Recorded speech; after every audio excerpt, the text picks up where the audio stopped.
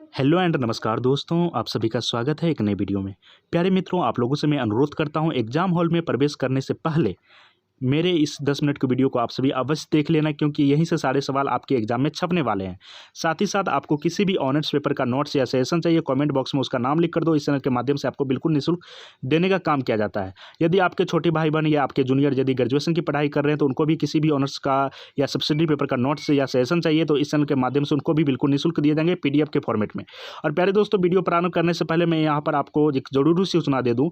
Exam प्रारंभ होने से 1 महीना पहले मैं BA BSc BCom part 1 part 2 part 3 वाले बच्चों को सभी ऑनर्स पेपर व सब्सिडी पेपर का सजेशन देता हूं पिछले 5 वर्षों से, और कहीं ना कहीं उसी का एक्सपीरियंस अब देखने को मिल रहा है। ठीक है, और बच्चों का जो कमेंट आया हुआ है, एक दो बच्चों का कमेंट नहीं है, हजारों की संख्या में बच्चों ने कमेंट किया है, सर आप जो सजेशन देते हो वहीं से सारे सवाल मेरे एग्जाम में देखने को मिलते हैं, यहीं से सारे सवाल मेरे एग्जाम में छपने को मिलते हैं।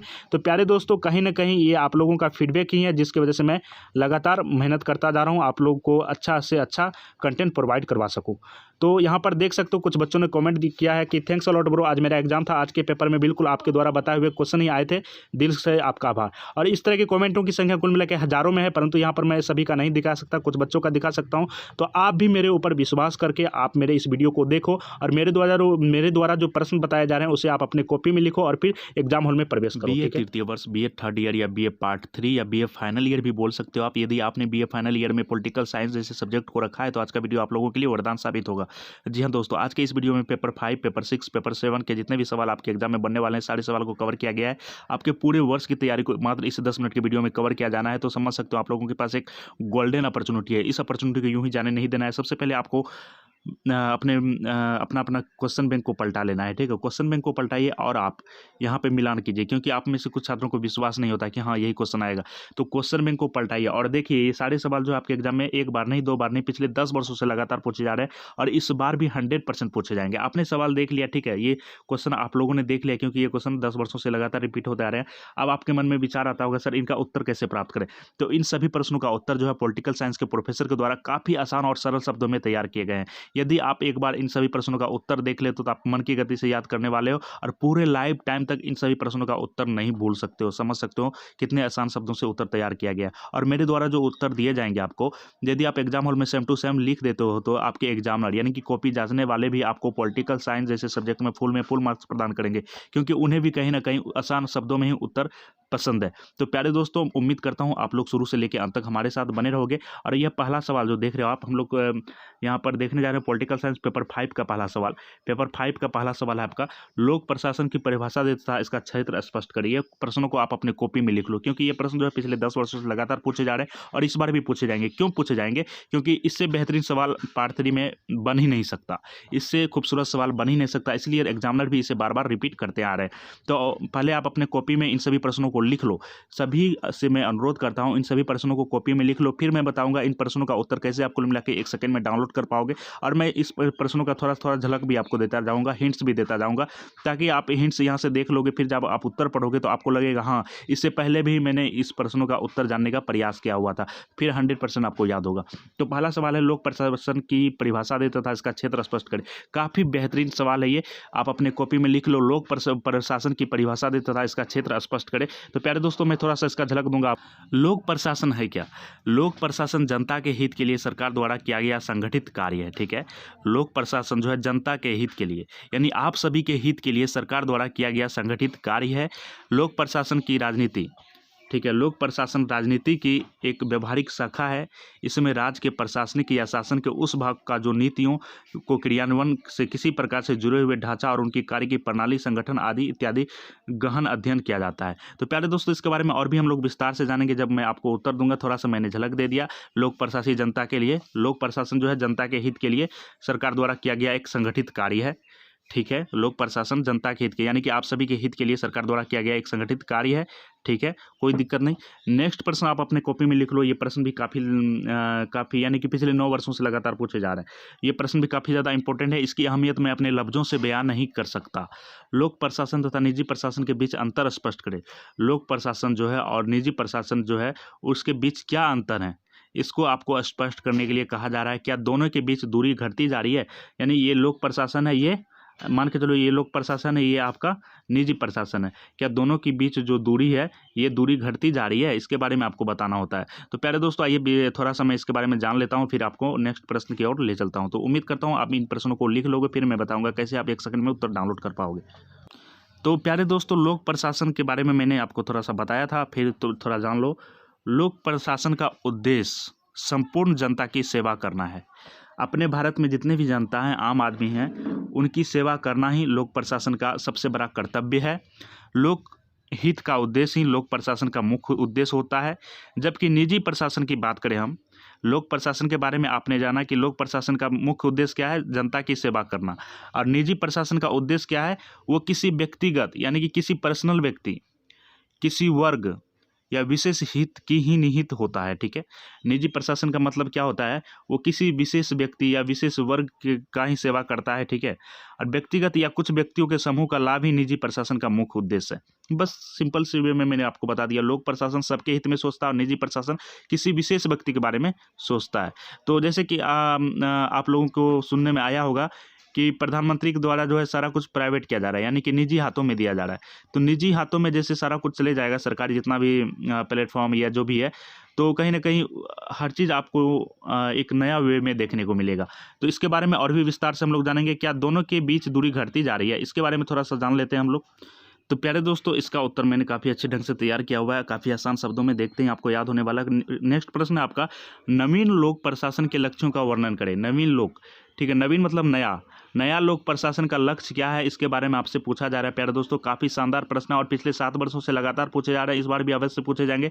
नवीन लोक प्रशासन के लक्ष्यों का वर्णन करें। आप अपने कॉपी में इन प्रश्नों को लिख लो, लिखते चलो। ठीक है, मैं आप लोगों से अनुरोध करता हूँ कॉपी में लिखते चलो, क्योंकि इससे बेहतरीन मौका आपको कभी मिल ही नहीं सकता।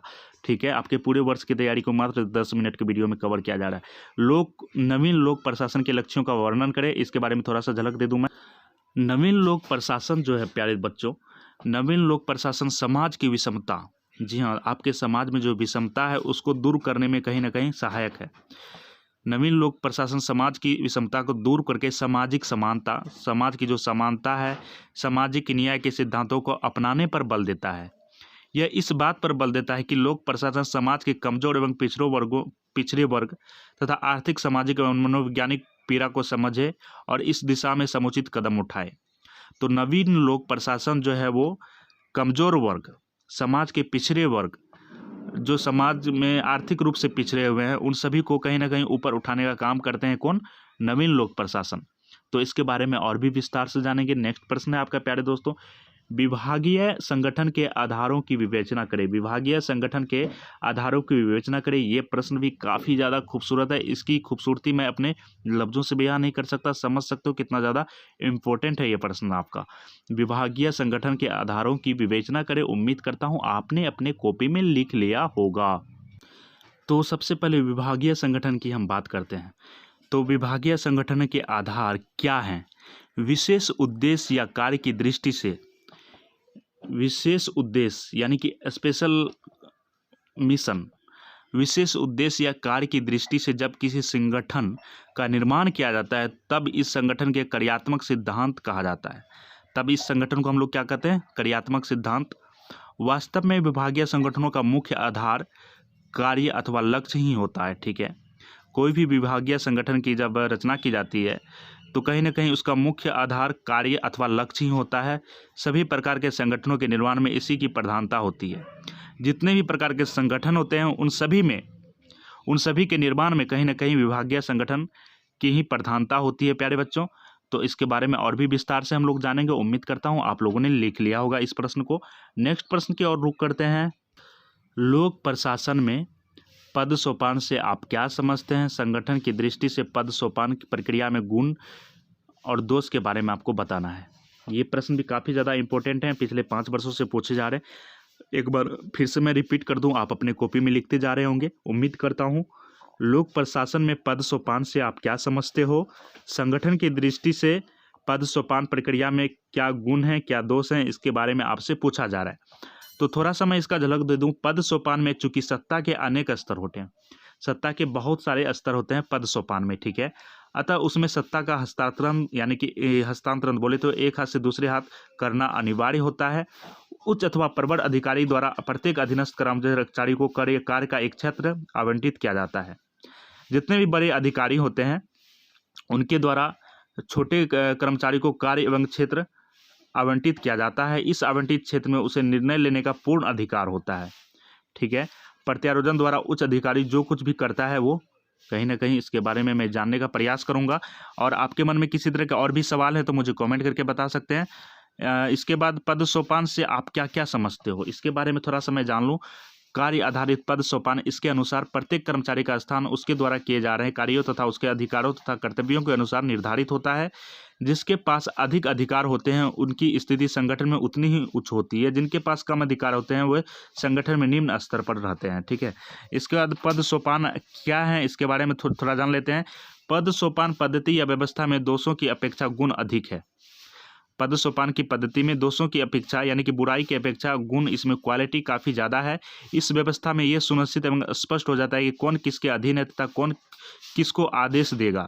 इससे संगठन के उद्देश्य की पूर्ति में बहुत सहायता मिलती है। इसलिए सैनिक और नागरिक दोनों प्रकार के संगठनों में इस पद्धति को सर्वत्र अपनाया गया है। ठीक है, सैनिक के अलावा यानी कि हम लोग भी इस पद्धति को अपनाते हैं। इसके बारे में और भी डिटेल से जानेंगे, एक एक पॉइंट को एक्सप्लेन करके जानेंगे प्यारे दोस्तों। परंतु मैं उम्मीद करता हूँ आपने इस प्रश्न को लिखा होगा।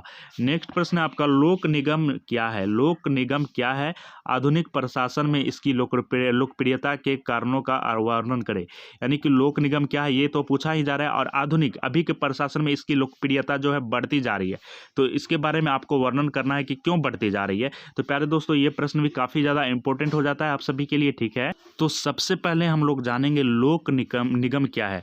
तो लोक निगम सार्वजनिक अधिकार सत्ता द्वारा निर्मित एक ऐसी संस्था है जिसके अधिकार एवं कर्तव्य जो है निश्चित होते हैं।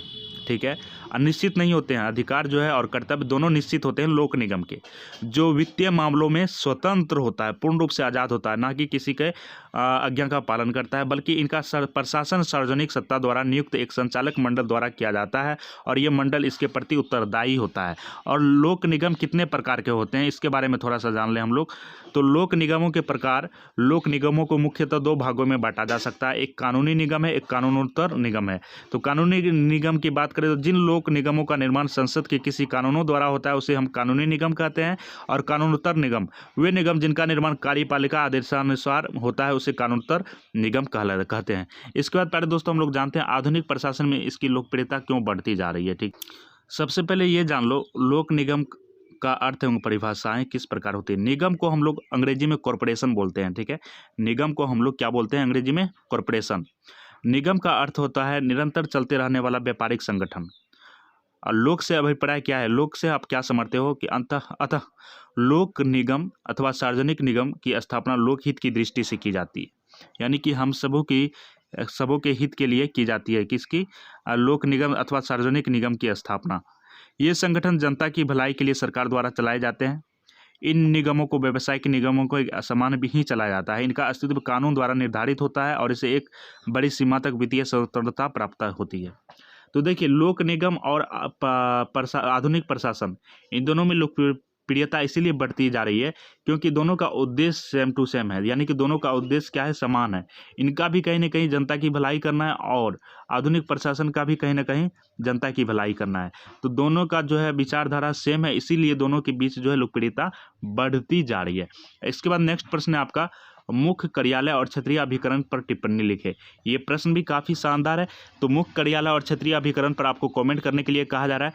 तो प्यारे बच्चों ये प्रश्न को भी आप अपनी कॉपी में लिख लिए होंगे। ठीक है प्यारे बच्चों, ये जो प्रश्न आपके एग्जाम में पिछले 2 वर्ष से पूछे जा रहे हैं तो उतना इम्पोर्टेंट नहीं है, बट इम्पोर्टेंट है क्योंकि 2 बार से लगातार पूछे जा रहे हैं। मुख्य कार्यालय और क्षेत्रीय अभिकरण पर टिप्पणी लिखे। उम्मीद करता हूँ ये प्रश्न को भी आप अपनी कॉपी में लिख लोगे। 8वां प्रश्न है आपका, लोक सेवकों के प्रशिक्षण के मुख्य उद्देश्य का वर्णन करें। लोक सेवकों को जो ट्रेनिंग दी जाती है उसका मुख्य उद्देश्य क्या है, इसके बारे में आपको बताने के लिए कहा जा रहा है। ये प्रश्न भी आपके एग्जाम के लिए काफ़ी ज़्यादा इंपॉर्टेंट है। उम्मीद करता हूँ कॉपी में लिख रहे होगे। तो मैं इसके बारे में थोड़ा नहीं बोलूँगा, संक्षेप में बोलूँगा कि जब लोक सेवकों की योग्यता, कुशलता, बुद्धि और दृष्टिकोण को एक निश्चित दिशा में अग्रसर करने का प्रयास किया जा रहा है, जितने भी लोक सेवक हैं उनकी योग्यता, उनकी कुशलता, उनका जो बुद्धि है, उनका जो दृष्टिकोण है, एक निश्चित दिशा में जब हम ले जाते हैं तो उस प्रयास को हम लोग प्रशिक्षण कह सकते हैं। ठीक है, तो इसको मैंने संक्षिप्त में आप लोगों को बताया। काफ़ी शानदार प्रश्न है ये और आपके एग्जाम में पूछे जाएंगे। नेक्स्ट प्रश्न आपका क्वेश्चन नंबर 9 कहता है, आधुनिक राज्यों में लोक प्रशासन में बजट का क्या महत्व है? आधुनिक राज्यों में लोक प्रशासन में बजट का क्या महत्व है? आधुनिक राज्यों में लोक प्रशासन में जो बजट है उनका क्या महत्व है, इनकी क्या खूबसूरती है, इसके बारे में आपको पूछा जा रहा है। तो इनके बारे में भी थोड़ा हम लोग जान लेते हैं संक्षेप में। सबसे पहले हम लोग जानेंगे लोक प्रशासन में बजट का क्या महत्व। बजट का कार्य बोले तो फंक्शन ऑफ बजट, यह विधायिका के प्रति कार्यपालिका की वित्तीय एवं न्यायिक जवाबदेही सुनिश्चित करता है। ये जो है विधायिका के प्रति कार्यपालिका की वित्तीय एवं न्यायिक जवाबदेही सुनिश्चित करता है, यानी जवाबदेही लेता है। प्रशासनिक पद सोपान तंत्र में यह वरिष्ठों के प्रति अधीनस्थों की जवाबदेही को सुनिश्चित करता है। प्यारे दोस्तों, सबसे पहले आप लोग ये जानिए आधुनिक राज्य में लोक प्रशासन का क्या महत्व है। लोक प्रशासन का मुख्य कार्य की नीतियों को लागू करना है। लोक प्रशासन का मुख्य कार्य क्या है? नीतियों को लागू करना है। यही कारण है कि राज्य की नीतियां कितनी ही श्रेष्ठ हों और अच्छी क्यों ना हो, यदि उन्हें अयोग्यता से लागू किया जाता है तो भयंकर परिणाम निकलते हैं। लोक प्रशासन के महत्व को देखते हैं, इसे आधुनिक सभ्यता का हृदय कह सकते हैं, दिल कह सकते हैं। लोक प्रशासन के महत्व को देखते हैं, इसे आधुनिक सभ्यता यानी आधुनिक राज्य का हार्ट कह सकते हैं, दिल कह सकते हैं, हृदय कह सकते हैं। प्यारे दोस्तों, ये काफ़ी इंपॉर्टेंट प्रश्न मैंने आपको संक्षेप में थोड़ा सा बता दिया। इसके बाद मैं उत्तर बताऊंगा कैसे आप इसका 1 सेकंड में डाउनलोड कर पाओगे। और क्वेश्चन नंबर 10वां है, पेपर 5 का आखिरी प्रश्न है आपका। यहाँ पर देख सकते हो, आर्म्समैन लोकपाल पर एक टिप्पणी लिखे। आर्म्समैन लोकपाल पर एक टिप्पणी लिखे। ये हर बार पूछे जा रहे हैं आर्म्समैन से संबंधित सवाल, और इस बार भी पूछे जा रहे हैं। आर्म्समैन यानी कि लोकपाल पर एक टिप्पणी लिखे। उम्मीद करता हूँ कॉपी में लिखा हो। तो थोड़ा इसके बारे में भी जानते हैं। स्थापना का इतिहास। नया संविधान बनाने पर संविधान सभा के सदस्यों ने इस पर जोर डाला कि उनका ही एक अधिकारी जांच का कार्य करेगा। वह सरकारी अधिकारी नहीं हो सकता। यानी कि तब 1809 में स्वीडन के संविधान में यानी कि आर्म्समैन जिसे आप अबुंड्समान की व्यवस्था की गई हुई, जो अदालतों और लोक सेवकों द्वारा कानूनों तथा विनियमों को उल्लंघन करने की जांच करेगा। इसके बारे में और भी विस्तार से समझेंगे, क्योंकि नाम ये काफ़ी अजीब सा है, तो आपको इसके बारे में और भी डिटेल से समझना होगा। हम लोग पॉलिटिकल साइंस पेपर 6 की ओर चलते हैं। ठीक है, political science paper 6 top 10 important question BA part 3 examination. Question number 1 है आपका यहाँ पर पेपर 6 का, अंतर्राष्ट्रीय राजनीति के अध्ययन के क्षेत्र की विवेचना करें। इसे आप अपने कॉपी में लिखोगे। अंतर्राष्ट्रीय राजनीति के अध्ययन के क्षेत्र की विवेचना करें। काफ़ी यानी कि पिछले 10 वर्षों से लगातार पूछे जा रहे हैं, इस बार भी अवश्य पूछे जाएंगे, इसमें कतई संदेह नहीं है। प्यारे दोस्तों, इस क्वेश्चन की अहमियत मैं अपने लफ्जों से बयान नहीं कर सकता। काफ़ी इंपॉर्टेंट प्रश्न है ये आपका। अंतर्राष्ट्रीय राजनीति उन क्रियाओं का अध्ययन करना है जिसके अंतर्गत राज्य अपने राष्ट्र हितों की पूर्ति हेतु शक्ति के आधार पर संघर्ष करते हैं, यानी कि स्ट्रगल करते आ रहे हैं राज्य। इसके बाद इस संदर्भ में राष्ट्रीय हित अंतर्राष्ट्रीय राजनीति के प्रमुख लक्ष्य होते हैं। संघर्ष इसका दिशा निर्देश तय करती है। इनका जो संघर्ष होता है वो उसका दिशा निर्देश तय करती है, तथा इस उद्देश्य प्राप्ति का प्रमुख साधन माना जाता है। इसके बारे में और भी विस्तार से समझेंगे हम लोग। ठीक है, इसके बाद नेक्स्ट प्रश्न है आपका, अंतर्राष्ट्रीय राजनीति के अध्ययन के महत्व को समझाएं। अंतर्राष्ट्रीय राजनीति का जो हम अध्ययन कर रहे हैं, इसकी महत्व को आप लोगों को समझाना है, इसकी खूबसूरती को समझाना है। प्यारे दोस्तों, ये प्रश्न भी पिछले 5 वर्षों से लगातार पूछे जा रहे हैं और काफ़ी ज़्यादा इंपॉर्टेंट है ये प्रश्न। उम्मीद करता हूँ आप लोगों ने लिखा होगा। अंतर्राष्ट्रीय राजनीति के अध्ययन के महत्व को आपको समझाना होता है। काफ़ी शानदार जानदार प्रश्न है ये। देखिए, यहाँ पर क्वेश्चन आपको सेम लग रहा होगा, परंतु यहाँ पर 1-2 वर्ड का कहीं ना कहीं अंतर है। यहाँ पर अंतर्राष्ट्रीय राजनीतिक अध्ययन के क्षेत्र के बारे में पूछा गया, यहाँ पर क्षेत्र की जगह महत्व दे दिया गया। तो प्यारे दोस्तों, इसका दोनों का आंसर अलग अलग होगा। ठीक है, आपको सेम आंसर नहीं देना होगा, इसलिए आप लोगों का नंबर कट जाता है, क्योंकि इसका भी आप सेम आंसर दोगे, इसका भी सेम दोगे, फिर एग्जामिनर कंफ्यूज, आखिर ये बच्चों किसका आंसर दिया। दोनों में से किसी का आपको मतलब नंबर नहीं देगा, दोनों में 0/0 देगा। इसलिए आप लोग पॉलिटिकल साइंस जैसे सब्जेक्ट में कम मार्क्स प्राप्त करके आते हो, परंतु आज से ये प्रॉब्लम आप लोगों को नहीं होगी। यथार्थवाद या राजनीति यथार्थवाद अंतर्राष्ट्रीय संबंधों के शिक्षण की शुरुआत के बाद से ही अंतर्राष्ट्रीय संबंधों का प्रमुख सिद्धांत रहा है। यह सिद्धांत उन प्राचीन परंपरागत दृष्टिकोण पर भरोसा करने का दावा करता है जिसमें थुसीडाइड, मैकियावेली और हॉब्स जैसे लेखक शामिल हैं। तो प्यारे दोस्तों, ये महत्व के बारे में और भी विस्तार से समझेंगे। थोड़ा हम लोग नेक्स्ट प्रश्न की ओर रुख करते हैं। ठीक है, नेक्स्ट प्रश्न आपका प्यारे दोस्तों, शीत युद्ध। शीत युद्ध से सभी वाकिफ हो। शीत युद्ध से क्या तात्पर्य है, इसके उद्भव एवं विकास के कारणों का वर्णन करें। शीत युद्ध से आप क्या समझते हो, इसके बारे में पूछा जा रहा है। इसका उद्भव किस प्रकार हुआ और इससे विकास कौन कौन से हुए, इसके बारे में आपसे पूछा जा रहा है। काफ़ी जानदार और शानदार प्रश्न है, सीधे कॉपी में छपने वाला आपका प्रश्न है ये। तो उम्मीद करता हूँ आप सभी अपने कॉपी में छाप लिए होंगे। तो इसके बारे में थोड़ा सा हम लोग जान लेते हैं। सबसे पहला अहम सवाल, शीत युद्ध का अर्थ होता है क्या है। ठीक है, वो आप लोग को मन में ये सवाल अवश्य चलता होगा, शीत युद्ध का अर्थ होता क्या है। तो शीत युद्ध का अर्थ जो है, इस युद्ध में दोनों महाशक्तियों ने अपने वैचारिक मतभेद ही प्रमुख रखे। ये एक प्रकार का कूटनीति युद्ध था जो महाशक्तियों के संकीर्ण स्वार्थ सिद्धियों के प्रयासों पर ही आधारित रहा। शीत युद्ध एक प्रकार का वाक युद्ध है जो कागज के गोलों, पत्र पत्रिकाओं, रेडियो तथा प्रचार साधनों का तक ही लड़ा गया है। तो शीत युद्ध से आप लोगों ने समझा होगा क्या तात्पर्य है। ये किसी मतलब बम गोला बारूद से युद्ध नहीं लड़ा गया था। शीत युद्ध से मतलब ये है, अभी के समय में समझ रहे हो ना, कुछ बातें जो है सोशल मीडिया के द्वारा लड़ी जाती है। ठीक है, सोशल मीडिया के माध्यम से ही आप किसी एक दूसरे से लड़ पाते हो। तो कहीं ना कहीं शीत युद्ध का तात्पर्य उसी से था पहले ज़माने में। यानी शीत युद्ध जो लड़ा गया था वो कागज़ के गोलों, पत्र पत्रिकाओं, रेडियो तथा प्रचार के माध्यम से लड़ा गया था। तो समझ सकते हैं शीत युद्ध कितना प्रभावी रहा होगा। इसके बाद थोड़ा शीत युद्ध से इसके प्रमुख कारण जानते हैं हम लोग। शीत युद्ध के प्रमुख कारण जानते हैं। द्वितीय विश्व युद्ध यानी कि विश्व युद्ध से पहले, सेकेंड वर्ल्ड वार से पहले सोवियत संघ और अमेरिका स्वार्थवश एक हो गए थे, परंतु बाद में दोनों मतभेद गंभीर रूप धारण ले चुका था। विभिन्न अंतर्राष्ट्रीय समस्याओं और अपने आप में स्वार्थों के कारण मतभेदों ने विश्व को एक गहरा तनाव उत्पन्न कर दिया। इस तनाव और युद्ध की स्थिति को ही शीत युद्ध की संज्ञा दी जाती है। ठीक है, और शीत युद्ध के परिणाम क्या हुए, तो शीत युद्ध यानी कि कोल्ड वार आप ऐसे बोल सकते हो। कोल्ड वार का परिणाम यह हुआ कि विश्व में दो गुटों का निर्माण हो गया, एक नाटो, एक वारसा। जहां नाटो अमेरिका का गढ़ था, वहीं वारसा जब बात करें तो रूस का गढ़ था। ठीक है, इन दोनों गुटों ने विश्व को अपने गुटों में मिलाना शुरू कर दिया, जिस कारण विश्व के सामने अनेक समस्याएं उत्पन्न हो गई। उसी बीच गुट निरपेक्ष नामक पृथक गठ बना, जिसमें आप सभी इसके बारे में जान पा रहे हो। शीत युद्ध की उत्पत्ति कब हुई थी? 12 मार्च 1947 ईस्वी को हुई थी। ठीक है, 12 मार्च 1947 ईस्वी को हुई थी शीत युद्ध की उत्पत्ति। और शीत युद्ध क्यों हुआ था? जैसे द्वितीय वर्ल्ड वार ने संयुक्त राज्य अमेरिका और यूएसएआर दोनों को बदल दिया, राष्ट्रों को दुर्जय विश्व शक्तियों में बदल दिया गया, दोनों के बीच प्रतिस्पर्धा बढ़ गई। धुरी शक्तियों की हार के बाद संयुक्त राज्य अमेरिका और यूएसआर के बीच एक वैचारिक और राजनीतिक प्रतिद्वंद्विता ने शीत युद्ध की शुरुआत का मार्ग प्रशस्त किया। तो प्यारे दोस्तों, यहाँ पर मैं आपको थोड़ा स्पीडली बताया क्योंकि यहाँ पर मैं आपको हिंट्स देने का काम कर रहा हूँ। उत्तर काफ़ी एक एक पॉइंट को एक्सप्लेन किया गया है। उत्तर में मैं चाहूँगा कि आप सभी इसका उत्तर अवश्य प्राप्त करो, ताकि आपको आपके नॉलेज में कहीं ना कहीं और भी निखार आए, आपकी सोचन शक्ति में और कहीं ना कहीं वृद्धि हो। तो इसके बारे में आपको जानने के लिए थोड़ा मेरा उत्तर पढ़ना होगा। काफ़ी आसान शब्दों में तैयार किए गए हैं पॉलिटिकल साइंस के प्रोफेसर के द्वारा। नेक्स्ट प्रश्न आपका, अमेरिकी विदेश नीति का विवेचन करें। अमेरिकी विदेश नीति क्या है, इसके बारे में आपसे पूछा जा रहा है। ये प्रश्न तो आप लोगों को पता होना चाहिए, हर बार पूछे जा रहे हैं। अमेरिकी विदेश नीति क्या है, अमेरिकी विदेश नीति क्या है। और अमेरिकी जो है हमेशा से ट्रेंड में रहा। इस बार भी अमेरिकी से जुड़ी बहुत सारे सवाल आपके एग्जाम में पूछे गए थे। अमेरिकी विदेश नीति क्या है? ठीक है, संयुक्त राज्य अमेरिका की विदेश नीति के आधिकारिक रूप से बताए गए लक्ष्य क्या हैं? संयुक्त राज्य अमेरिका विदेश विभाग के सभी ब्यूरो और कार्यालयों सहित, जैसे कि राज्य विभाग के विदेश नीति एजेंडा में उल्लेख किया गया, निर्माण और अमेरिका लोगों की और अंतर्राष्ट्रीय समुदाय के लाभ के लिए एक अधिक लोकतांत्रिक, सुरक्षित और समृद्ध किया हुआ है।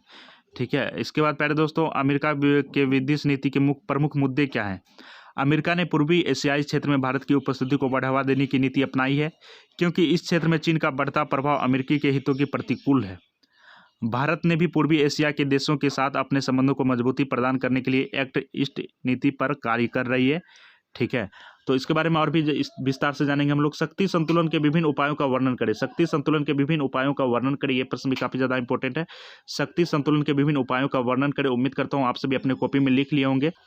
जब शक्ति संतुलन की बात आ रही है तो इनके बाद कुछ विधियां हम लोग जानते हैं। शक्ति संतुलन की सबसे प्रथम विधियां क्या है? क्षतिपूर्ति कभी कभी बड़ी शक्तियों छोटे राज्यों की भूमि को आपसी शक्ति संतुलन हेतु बांट लेती है। इसके बाद संधियां एवं प्रतिसंधियां, मैत्री संधियां भी शक्ति संतुलन का प्रमुख साधन रही है। शस्त्रीकरण व शस्त्रीकरण भी कहीं न कहीं इसकी एक विधियां, मध्यवर्ती राज, हस्तक्षेप एवं हस्तक्षेप, फूट डालो और राज करो, ये सारे शक्ति संतुलन की विधियां रही हैं। फूट डालो और राज करो इन्हीं में से एक है। इसके बाद नेक्स्ट प्रश्न आपका, संयुक्त राष्ट्र संघ के प्रमुख अंगों की विवेचना करें। संयुक्त राष्ट्र संघ के प्रमुख अंगों की विवेचना करें।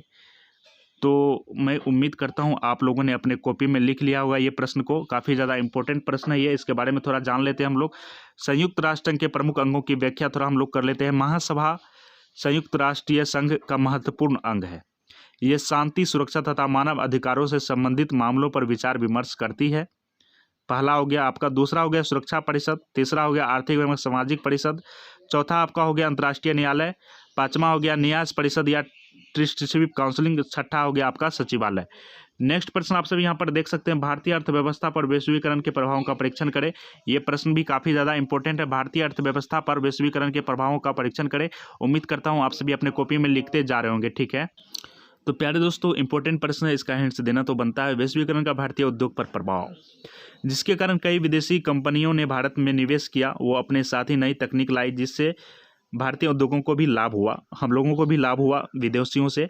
वैश्वीकरण के कारण विशेष रूप से फार्मास्यूटिकल, सूचना प्रौद्योगिकी, रसायन परिधान, चमड़ा, कृषि, विनिर्माण आदि जैसे क्षेत्रों को लाभ हुआ है, ठीक है। और कहीं ना कहीं शिक्षा संबंधी क्षेत्रों में भी लाभ हो रहा है, क्योंकि आप लोग ऑनलाइन पढ़ रहे हो, तो ऑनलाइन का सबसे बड़ा प्लेटफॉर्म क्या है? अमेरिका ही है, ठीक है। इसके बाद प्यारे दोस्तों, वैश्वीकरण अर्थव्यवस्था को कैसे प्रभावित करता है, इसके बारे में भी थोड़ा आपको जानना होगा। इससे जानने से पहले मैं आपको बता दूं, भारतीय अर्थव्यवस्था के वैश्वीकरण से क्या अभिप्राय है। तो अंतर्राष्ट्रीय का अर्थ है राष्ट्रों के बीच, वैश्वीकरण का अर्थ है आर्थिक परियोजना के लिए राष्ट्रीय सीमाओं का विलोपन, अंतर्राष्ट्रीय व्यापार तुलनात्मक लाभ, कॉम्परेटिव एडवांटेज द्वारा शासित अंतर्राष्ट्रीय क्षेत्रीय व्यापार पूर्ण लाभ, यानी कि एब्सोल्यूट एडवेंचर द्वारा शासित बन जाता है। इसके बारे में हम लोग और भी विस्तार से समझेंगे। नेक्स्ट प्रश्न की ओर रुख करते हैं हम लोग। नेक्स्ट प्रश्न है आपका, वर्तमान समय में भारत अमेरिका संबंध की विवेचना करें। तो काफ़ी इंपॉर्टेंट हो जाता है ये प्रश्न आप लोगों के लिए। हाल के समय में भारत अमेरिका संबंध, वर्तमान में भारत अमेरिका द्विपक्षीय साझेदारी, कोविड-19 से मुकाबला, महामारी के बाद आर्थिक पुनरुद्धार, जलवायु संकट व सतत विकास, महत्वपूर्ण एवं उभरती प्रौद्योगिकियां, आपूर्ति श्रृंखला, लचीलापन, शिक्षा, प्रवासी समुदाय और रक्षा एवं सुरक्षा सहित विभिन्न विषयों को अपने दायरे में लेती है, ठीक है। इसके बारे में और भी विस्तार से समझेंगे। क्वेश्चन नंबर 9 है आपका, भारत बांग्लादेश संबंधों की विवेचना हाल ही में उत्पन्न उत्तेजनाओं के साथ करें। इसके बाद नेक्स्ट प्रश्न है आपका, गुट निरपेक्षता के बदलते स्वरूप का वर्णन करें। ये सारे प्रश्न काफ़ी ज़्यादा इंपॉर्टेंट हैं। उम्मीद करता हूँ आप लोगों ने अपने कॉपी में लिखा होगा। आप बात करते हैं इन सभी प्रश्नों के उत्तर का। तो इन सभी प्रश्नों का उत्तर जो है प्रोफेसर, यानी कि पॉलिटिकल साइंस के प्रोफेसर के द्वारा स्पेशली आप लोगों के लिए ही तैयार किया गया है, ठीक है, एग्जाम के को ध्यान में रखते हुए। आप इन प्रश्नों का उत्तर कुल मिला के आप 3 तरीकों से प्राप्त कर सकते हैं। पहला तरीका आपका टेलीग्राम, यदि आप टेलीग्राम यूज करते हो तो इन सभी प्रश्नों का उत्तर PDF के फॉर्मेट में आप ले सकते हो। दूसरा है आपका व्हाट्सएप ग्रुप। व्हाट्सएप ग्रुप का भी लिंक मैंने डिस्क्रिप्शन में दे रखा है। व्हाट्सएप ग्रुप को ज्वाइन कर लेना है, सीधे एडमिन को मैसेज करना है। एडमिन को मैसेज करना है कि BA पार्ट 3 पॉलिटिकल साइंस का मेरे को उत्तर चाहिए, ठीक है। तो एडमिन के द्वारा भी दिया जाएगा आपको। इसके बाद पहला तरीका ये है कि आप इस चैनल को सब्सक्राइब कर लो। इस चैनल के माध्यम से, यानी कि नेक्स्ट वीडियो जो है इन सभी प्रश्नों का उत्तर बताया जाएगा नेक्स्ट प्रश्नों यानी कि वीडियो में, और काफ़ी अच्छे ढंग से बताया जाएगा, एक एक बात को एक्सप्लेन किया जाएगा पॉलिटिकल साइंस के प्रोफेसर के द्वारा। तो प्यारे दोस्तों, उम्मीद करता हूँ चैनल को सब्सक्राइब कर लिए होंगे, ठीक है। और आपके मन में किसी तरह के सवाल हो तो कमेंट करके बताना, चैनल पर नए हो तो सब्सक्राइब कर लेना। तो मिलते हैं नेक्स्ट वीडियो में। Thanks for watching, bye bye, take care, जय हिंद दोस्तों।